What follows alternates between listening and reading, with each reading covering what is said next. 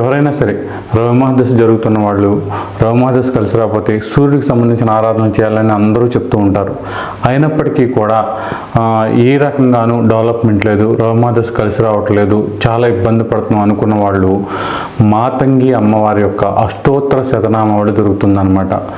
మీరు ఎక్కడైనా సరే బుక్ షాపుల్లో ఎక్కడైనా సరే ఈ దశ మహావిద్యలకు సంబంధించి మాతంగి అమ్మవారి యొక్క అష్టోత్తర శతనామావళిని ప్రతి ఆదివారం కూడా 11 సార్లు, 3 సార్లు, 5 సార్లు, 7 సార్లు, 11 సార్లు ఏదో ఒకటి మీ ఓపికను బట్టి చేస్తే చాలా వరకు సూర్యుడి అనుగ్రహంతో మంచి ఫలితాలు వచ్చే అవకాశం ఉంటుంది. అది ఒకటే కాదు, గవర్నమెంట్ జాబు, రాజకీయ రంగం, లేదైతే ఏదైనా పదవులు, ఇలాంటి వాటిలన్నిటిలో కూడా మనకి పరువు లేదు, ఆత్మశక్తి లేదు, ఇలా సూర్యుడికి సంబంధించిన అన్ని దోషాలని తొలగించేదే ఈ మాతంగి అమ్మవారి ఆరాధన అనమాట.